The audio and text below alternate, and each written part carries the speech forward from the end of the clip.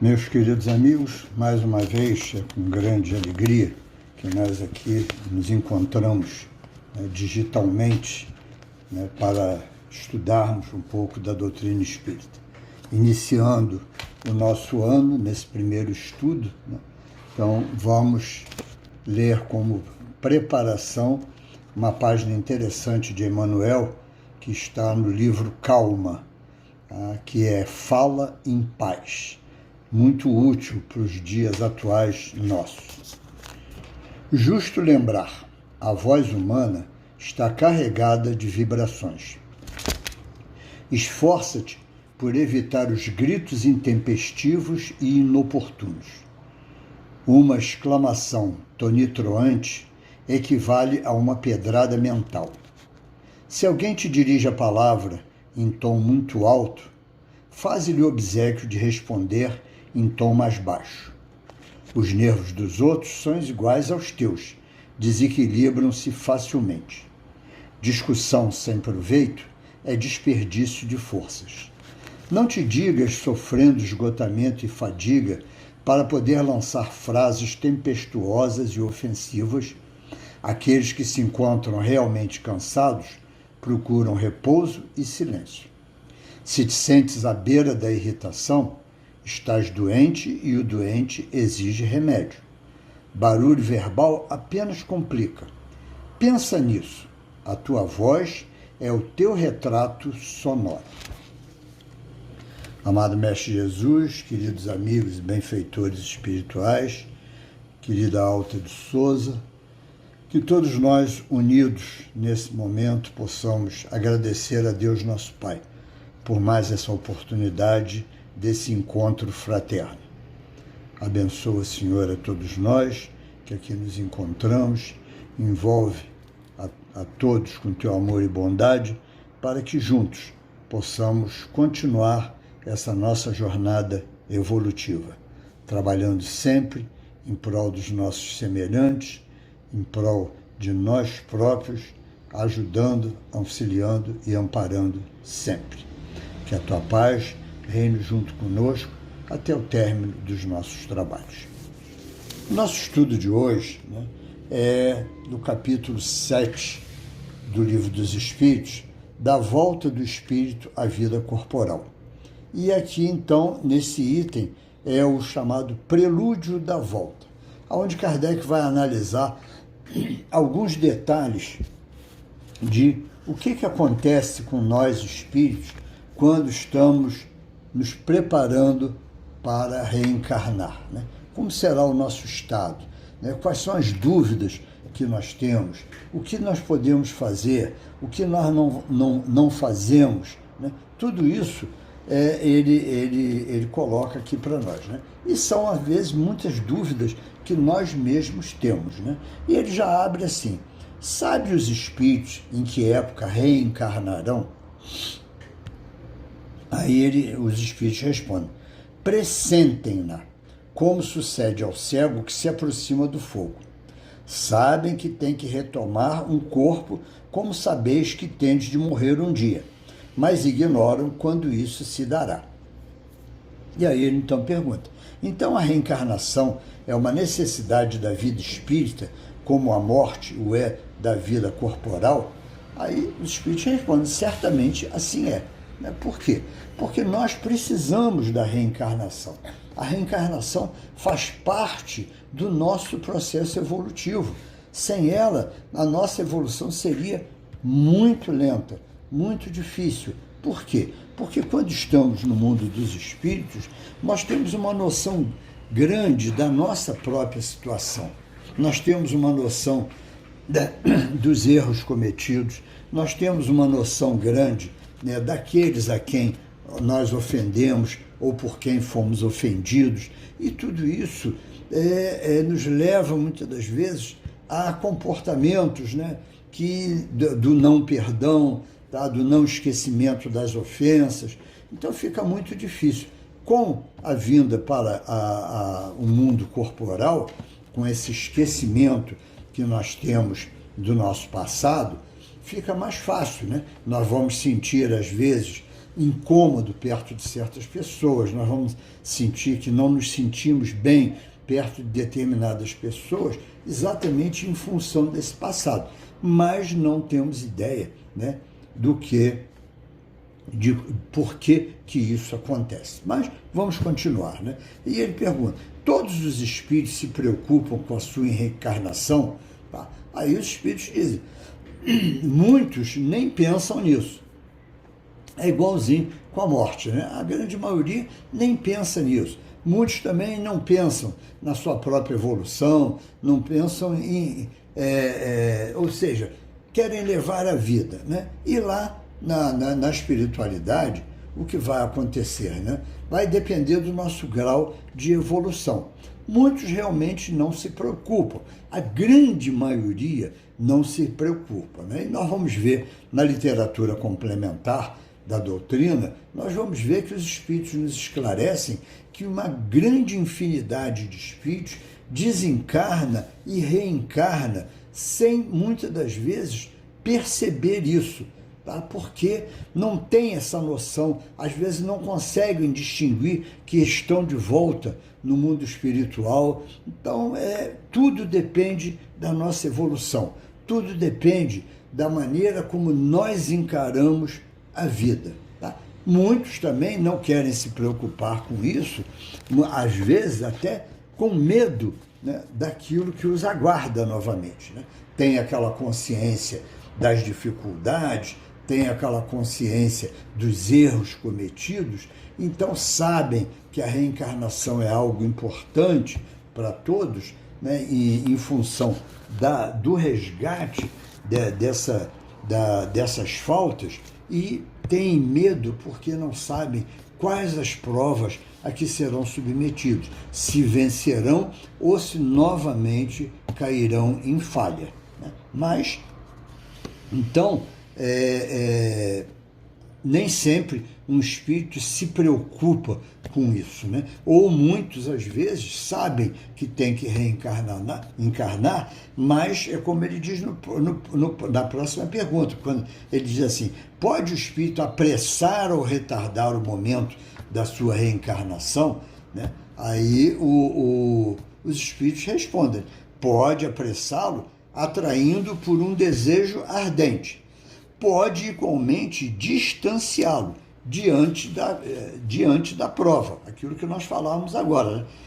Então, ele diz assim, nenhum, porém, assim procede impunemente, visto que sofre por isso como aquele que recusa o remédio capaz de curá-lo. Tá? Então, todos aqueles espíritos, né, que recusam, né, fogem de uma reencarnação e tudo mais, né, eles só estão prolongando o seu sofrimento, eles só estão adiando, né, levando para frente essas dificuldades, esse sofrimento, essa angústia, e vão sofrer por isso. Vão sofrer, né? Como ele diz, né? Como doente que recusa o remédio. Né? Então, todo doente que recusa o remédio, ele sente todos os problemas da sua própria doença. Né? Então, continuando ainda, ele vai agora numa outra pergunta, que é um desdobramento dessa, muito interessante até. Né? Se considerasse bastante feliz numa condição mediana entre os espíritos errantes, ou seja, lá na espiritualidade, não, eu estou bem, estou feliz, estou numa boa aqui, como se diria, né?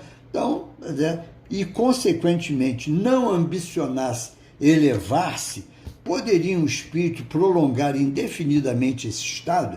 Ou seja, ele se acomoda, né? Não, estou numa vida boa aqui e vou me acomodando por aqui, eu vou me acomodando. Então, aí Kardec está perguntando, ele pode fazer isso indefinidamente? Né?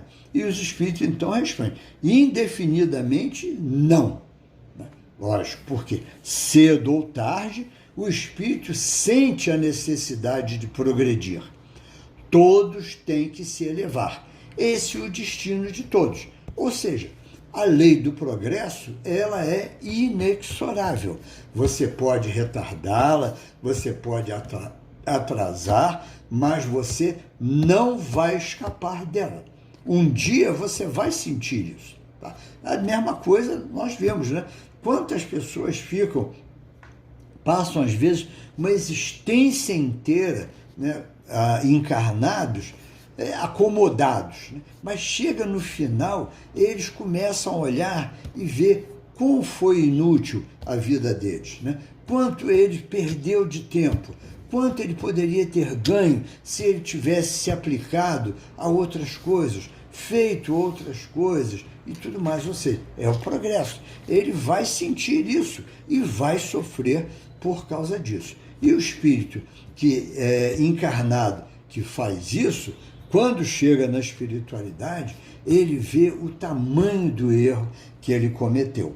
Tá? Mas, lá na espiritualidade, muitos também desencarnam e continuam achando que estão numa boa e que querem continuar daquele jeito.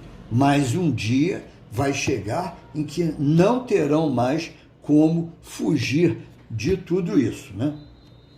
Kardec agora muda de rumo nas perguntas dele, né? Quando ele diz assim: há predestinação na união da alma com tal ou tal corpo, ou só a última hora é feita a escolha do corpo que ela tomará? Né? Ou seja, aquela coisa imediata nossa, né? É o tipo da pergunta do imediatista, do dia a dia, né? Eu vou tomar resolução em cima da hora, né? Eu vou fazer isso em cima da hora, como nós fazemos muitas das vezes na nossa vida aqui, né? Tomamos uma resolução de fazer isso ou fazer aquilo em cima da hora. Mas na espiritualidade as coisas são diferentes. Lá não é assim, não existe precipitação para absolutamente nada, né?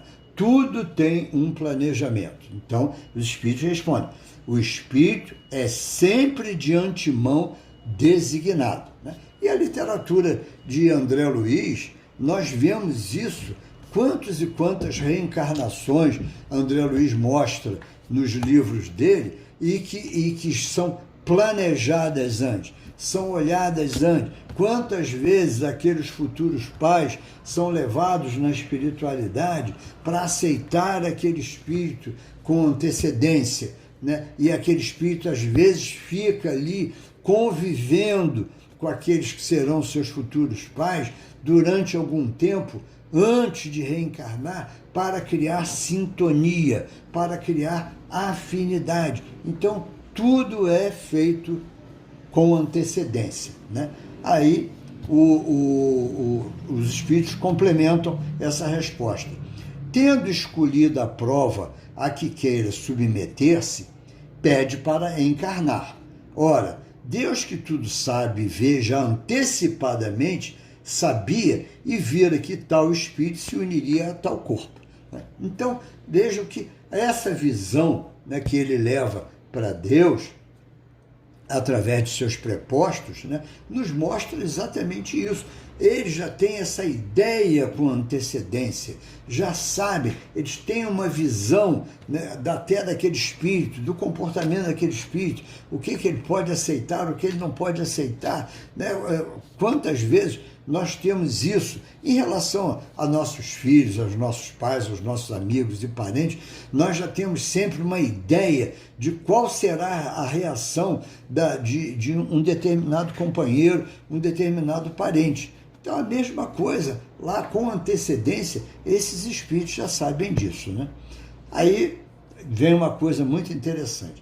Cabe ao espírito a escolha do corpo em que encarne, ou somente a do gênero de vida que lhe sirva de prova? Aí os espíritos agora vão dizer uma coisa muito interessante para nós. Pode também escolher o corpo, porquanto as imperfeições que este apresente ainda serão para o espírito provas que lhe auxiliarão o progresso, se vencer os obstáculos que lhe oponham. Então, quer dizer, o espírito pode pedir um corpo, né? Ele pode pedir um corpo, às vezes, com determinadas dificuldades, com determinadas deficiências, que servirão de prova para ele, que servirão para que ele possa evoluir, para que ele possa progredir. Mas Mas, como nem tudo é fechado dentro da doutrina, eles continuam. Nem sempre, porém, lhe é permitido a escolha do seu invólucro corpóreo, mas simplesmente a faculdade de pedir que seja tal ou qual. Ou seja, o espírito pode pedir, eu quero um corpo assim, assim, assim, assado. Tá? Não, eu quero um corpo daquele jeito ali. Pedir, ele pode pedir. Agora, se vai ganhar, são outros 500. Né? É diferente. Se ele vai realmente receber aquele corpo que ele pediu, tá? Nem sempre vai acontecer. Por que isso? Tá? Porque nós temos mania de grandeza muitas das vezes. Nós muitas das vezes achamos que podemos mais do que as nossas pernas alcançam. Tá? Aquele negócio do chapéu, né? A gente só pode colocar o chapéu onde a mão alcança, mas a gente acha que pode mais. E os espíritos que nos conhecem, que estão tratando de nós, dizem, não é bem assim. Tá? Não vai ser desse jeito. Vamos modificar um bocadinho, né? Vamos fazer isso, vamos fazer aquilo. E vão dar algo compatível com a nossa capacidade evolutiva, com a nossa capacidade de progresso. Tá? Porque, e muitas das vezes, mesmo assim, quanto nós reclamamos como estamos encarnados, das nossas dificuldades, das nossas deficiências e de tantas outras coisas. Né? Então, a sabedoria divina vai se mostrando em tudo isso aqui para cada um de nós. Né? Os espíritos vão vendo aí, tá? Eles têm uma noção maior dos espíritos superiores do que nós podemos ou não podemos. Então, é que ele diz, né? Pedir, eu posso pedir. Ganhar é que vai depender. Vai depender de muita coisa, principalmente da nossa evolução. E aí Kardec pergunta, mas poderia o espírito recusar à última hora tomar o corpo por ele escolhido? E os espíritos são claros. Se recusasse, sofreria muito mais do que aquele que não tentasse prova alguma. Tá? Então, é exatamente aquela frase, né, que a gente ouve às vezes, né? As pessoas acham, fulano foi derrotado, né, numa coisa. Não, derrotado, tá, verdadeiramente na acepção da palavra, não é aquele que tentou, é aquele que não tentou. Esse sim é o derrotado. Aquele que tentou e não conseguiu, ele tentou. Tá? Ele não conseguiu por alguma deficiência, por algum problema. Agora, aquele que não tenta, como é o caso aqui dos espíritos, é um derrotado. E ele vai se arrepender disso, tá? Quando ele continuar na espiritualidade, olhando a chance que ele jogou fora, olhando aquela chance, porque não tentou. Tá? E isso é uma advertência séria para todos nós na nossa existência. Quantas e quantas vezes nos deparamos com alguma coisa e não tentamos? Tá? Temos que tentar. Se aquela prova foi colocada na nossa frente, se aquela oportunidade foi colocada na nossa frente, é para quê? Para que nós possamos tentar. Tá? E nessa tentativa, nós estamos nos desenvolvendo, mesmo que não consigamos, tá? Mas faz parte, porque às vezes você não conseguir faz parte do seu aprimoramento, porque não será que você perdeu a oportunidade em outras vezes? Será que você não falhou em outras vezes e pede de novo? Aí uma prova de você almejar, de você querer algo e não conseguir, apesar das tentativas, né? Quantos aí são aqueles que fazem concurso, né? Primeira, segunda, terceira vez, estão tentando, e sofrem porque não conseguem passar. Tá? Sofrem por quê? Porque muitas das vezes o prêmio daquilo dali está sendo adiado por uma necessidade evolutiva nossa, para que você não perca a fé, para que você não perca a sua tenacidade, para que você não perca aquela sua vontade de lutar, de guerrear, de conseguir chegar lá na frente. Tá? Então, temos que tentar sempre. Né? Continuando, poderia dar-se não haver espírito que aceitasse encarnar numa criança que houvesse de nascer? É uma pergunta curiosa essa, né? Como é? Será que não apareceu ninguém? Tá? Ninguém quis se candidatar àquele corpinho ali e tudo mais, né? Quer dizer, uma pergunta é curiosa até, né? De Kardec fazer isso, mas tem uma lógica, né? Tem uma lógica tudo isso, né? E então o Espírito diz, Deus a isso proveria. Quando uma criança tem que nascer vital, está predestinada sempre a ter uma alma. Nada se cria sem que a criação presida um desígnio. Então, se uma criança tem que nascer, se um corpo vai ser gerado dentro lá da sua mãe e tudo, ela tem um desígnio, ela tem um fim útil. Tá? Não importa se ela vai desencarnar ainda como feto, se ela vai desencarnar logo após o nascimento, né? Ou se vai vingar, como se diz, não importa. O que importa é que tem um fim útil. Qual esse fim útil? Nem sempre está ao nosso alcance saber ou descobrir qual foi a finalidade. Prova para aquele espírito, prova para os pais, prova para o conjunto todo da família? Não sabemos. Isso pertence aos desígnios de Deus. Mas vejam que sempre haverá um fim útil.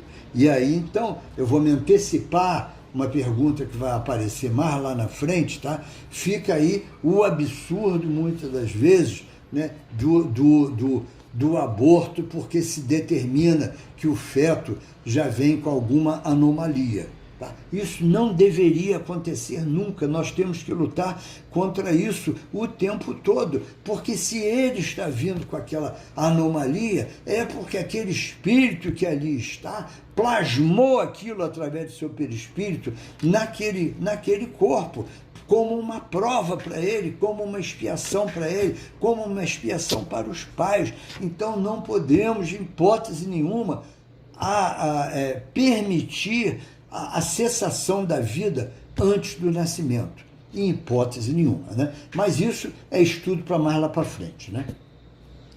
Pode a união do espírito a determinado corpo ser imposta por Deus? Certo. Do mesmo modo que as diferentes provas, mormente quando ainda o espírito não está apto a proceder a uma escolha com conhecimento de causa. Nós falávamos ainda há pouco ali atrás, né, sobre o problema de nós termos, né, espíritos que desencarnam, voltam ao mundo espiritual e não percebem. Tá? Muitas das vezes estão tão voltados para o ódio, para a vingança, para a violência, são tão dominados por esses sentimentos que eles não têm uma noção, né, de nada, né, de reencarnação, não tem uma noção desses acontecimentos todos.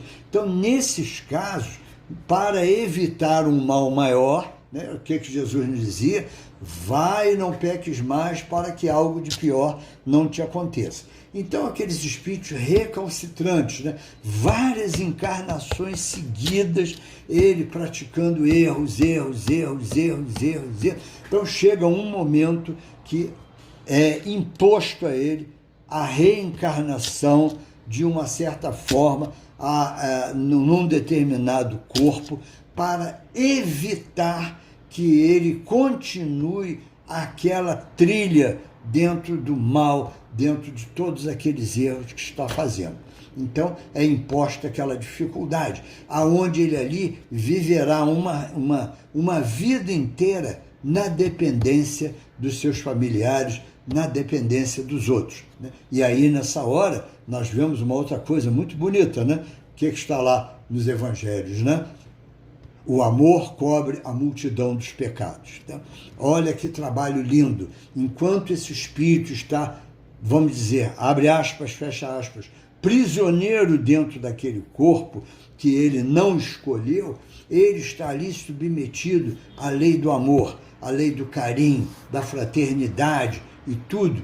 Isso, durante uma encarnação inteira, vai servir para que aquele espírito se modifique, que ele se acalme, que ele vibre por de tanto envolvimento de vibrações positivas, vão servindo para anular aquelas vibrações negativas dele, vão envolvendo ele com um carinho que certamente, quando chegar ao término daquela existência, ele estará pelo menos um pouco melhor do que estava antes, né? Então, daí a importância de nós entendermos por que os espíritos, muitas das vezes, nascem em corpos que nós ficamos, às vezes, perplexos de ver. Essa a finalidade, né, dada pelos nossos amigos superiores para o quê? Para ajudar no adiantamento e no progresso daquele espírito. E, ao mesmo tempo, dar a todos aqueles à sua volta a oportunidade de desenvolver o amar ao próximo como a si mesmo. Vamos lá, continuando, né? Se acontecesse que muitos espíritos se apresentassem para tomar determinado corpo destinado a nascer, o que é que decidiria sobre qual deles pertenceria o corpo? Aí, mais uma vez, a sabedoria. Muitos podem pedi-lo, mas em tal caso, Deus é quem julga qual o mais capaz de desempenhar a missão a que a criança se destina. Então, vejam, né? Então, aquela criança, ela tem uma missão, seja ela de levar provas e expiações para ela ou para a família, seja ela um espírito superior, aliás, uma missão de fazer o bem aos seus semelhantes. Milhares de coisas podem acontecer. Tá? Então, Deus sabe qual o espírito mais apto àquilo dali. Tanto que eles dizem, porém, como já eu disse, o espírito é designado antes que soe o instante em que haja de unir-se ao corpo. Então, olha, mais uma vez está aí o planejamento. Aquela criança vai se destinar a fazer determinada coisa. Como nós estamos vendo agora aí na pandemia, né? Quantas crianças dentro dessas comunidades têm se mostrado aí, né, praticando bem, ajudando, criando coisas, né, fazendo campanhas e tudo mais. Aquele espírito, tá, foi muito antes, tá, pré-determinado para encarnar naquela criança, para fazer aquela atividade ali. Tá? Ou seja, tudo planejado, tudo lá planejado. Né? Aí, vamos continuando aí. No momento de encarnar, o espírito sofre perturbação semelhante ao que experimenta ao desencarnar. E aí, então, uma coisa para todos nós, né? Ele diz assim, muito maior e, sobretudo, mais longa. Porque o espírito, ele vai entrando naquele estado de perturbação a partir da onde, né?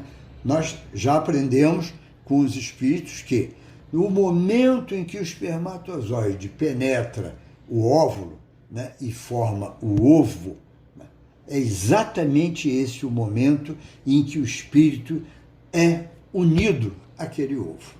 Então, a partir dali, aquilo, vamos dizer assim, é um choque para o espírito, né, porque ele estava no mundo, está ainda no mundo espiritual, mas já se liga à matéria. Então, ele já começa a ser tolhido nos seus movimentos, né? E aí, então, começa aquele processo que nós não entendemos ainda, não temos uma visão muito clara, né, de como esse processo é feito, né, que é aquele processo de esquecimento, de apagar lentamente a sua memória, aquele processo todo de regressão, de trabalho junto ao perispírito dele, para que ele possa se acomodar ali naquela criança que vai nascer. né? Então, é um trabalho longo, né? São aqueles 9 meses ali, de um modo geral, né, que isso vai acontecendo. No desencarne, não, você desencarnou, cortaram-se todos os laços que nos unem, né, ao corpo, nós também vamos levar um choque, também vamos passar por uma perturbação, porque estamos entrando num mundo do qual estávamos desacostumados, né? Nós já estávamos lá desacostumados dali, né? Então temos que reaprender algumas coisas. Dependendo do nosso nível evolutivo, também teremos ali, né, um agravante, né, de perturbação. Pode levar alguns minutos, algumas horas, alguns meses, alguns anos, vai depender muito de como era o nosso desprendimento das coisas materiais enquanto estávamos encarnados, do quanto já nos ligávamos nas coisas espirituais, né? Vamos, então, ver tudo isso. Essa perturbação também vai, mais uma vez, depender de cada um de nós, né? É solene para o espírito o instante da sua encarnação? Pratica esse ato considerando-o grande e importante? Então, olha a resposta que os espíritos dão. Procede como viajante que embarca para uma travessia perigosa e que não sabe se encontrará ou não a morte nas ondas que se decide a afrontar. Então, nós vemos aqui que é um momento, né, para o espírito, até certo ponto, podemos dizer assim, no nosso nível reencarnatório, até um certo ponto, é aquele momento de dúvida, de incertezas, né? Será que eu consigo vencer nesta encarnação? Será que eu consigo passar por todas as provas? Será que eu não consigo? Será que eu consigo não cair novamente nos mesmos erros já cometidos? Essa dúvida, essa incerteza, ela é de todos nós, tá? Que equivale realmente a essa transição, né? A essa travessia, né, num mar revolto, né, que é a nossa vida. Tá? Nós vamos reencarnar com essas dúvidas, com essa incerteza. Tá? Mas isso não quer dizer que não tenhamos sucesso. Lógico que vamos ter, né? Lógico que vamos ter. Mas sempre haverá isso daí. A mesma coisa, né? Quando você pega um barco para uma travessia, ou quando você pega um avião, ou um trem, ou um ônibus, né? Uma viagem longa, né? A gente sabe os percalços que aparecerão no meio do caminho? Não sabemos, né? Mas isso sempre bate um pouco dessa angústia, né? Dessa dúvida dentro de nós. Depois que nós embarcamos, nós vamos em frente, seguindo em frente, com fé em Deus e tudo mais, né?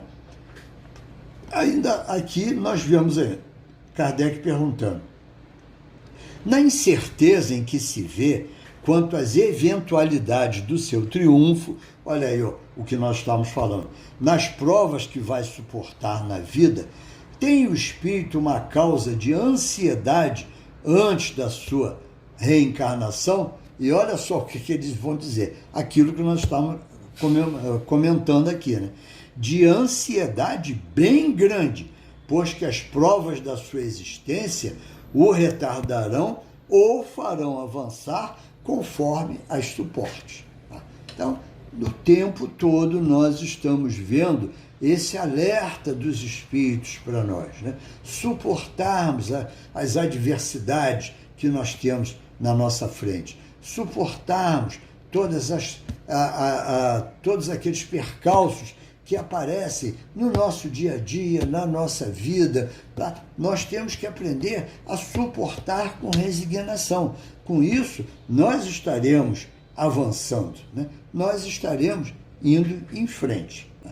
Então, vejam que a dúvida todos nós vamos ter, essa angústia vamos ter. Mas com tudo isso que nós estamos aprendendo, nós vamos ver então que temos então a necessidade, já nessa existência, com esses conhecimentos, de o quê? Aprender a suportar todos os reveses da vida. No momento de reencarnar, o espírito se acha acompanhado de outros espíritos, seus amigos, que vêm assistir a sua partida do mundo incorpóreo, como vem recebendo quando para lá volta. E os espíritos depende da esfera a que pertence. Então, voltamos lá no início. Aqueles que estão no automatismo, desencarnam, reencarnam, passam um período lá na espiritualidade, depois reencarnam e tudo, muitos são aqueles que não criaram essas amizades, né? Muitos são aqueles que não conseguiram criar esse núcleo de amigos ou de espíritos, saíram brigados com todo mundo da existência, continuam no mal. Tá? Então, às vezes até aqueles espíritos queridos, aqueles que velam por nós, que sofrem por nós, eles até tentam chegar perto de nós nesses momentos, mas o nosso estado, às vezes, de inferioridade é tão grande que eles não conseguem se aproximar. Ou seja, eles estão ali próximos, mas nós não conseguimos vê-los ou não conseguimos sentir a presença de cada um deles junto de nós, né? Então, agora, quando nós já temos uma compreensão melhor, quando já estamos numa esfera evolutiva em que temos todo esse relacionamento, né, muitos deles estarão presentes ali naquele momento, nos dando ânimo, boa força e tudo mais. Para quê? Para que a gente... Não, você vai vencer. É aquilo que digo. Eles não podem tirar as nossas provas, mas podem estar ali do nosso lado, e muitos vão nos acompanhar a vida inteira, como os espíritos nos dizem aqui, tá? Dando aquele bom ânimo, dando aquela presença junto de nós. Tanto que na última pergunta, ele diz assim: os que vemos em sonho, que nos testemunham afeto e que se apresentam com desconhecidos semblantes, são alguma vez os espíritos amigos que nos seguem os passos na vida? Muito frequentemente são eles que vos vêm visitar, como ides visitar um encarcerado. Então, vejam que isso mostra que eles sempre estarão presentes junto a nós, né, nessas horas, levando o bom ânimo ali, andando do nosso lado, estendendo o braço para que cada um de nós possa continuar a sua jornada sem tropeços, né? Então, esse é o nosso estudo de hoje. Que Jesus nos ilumine, guarde e abençoe, que Alta de Souza continue, né, proporcionando a todos nós, né, essa casa amiga, esses momentos maravilhosos em que podemos trabalhar em prol do nosso aprimoramento. Mas, acima de tudo, que podemos também, por esse aprimoramento e por esses conhecimentos, levar ao mundo lá fora tudo isso, ajudando aqueles que ainda não compreendem o porquê da vida. Amado Mestre Jesus, ilumine, guarde, guie e abençoe a todos nós, e que nós possamos estarmos sempre juntos até o nosso próximo encontro. Que assim seja.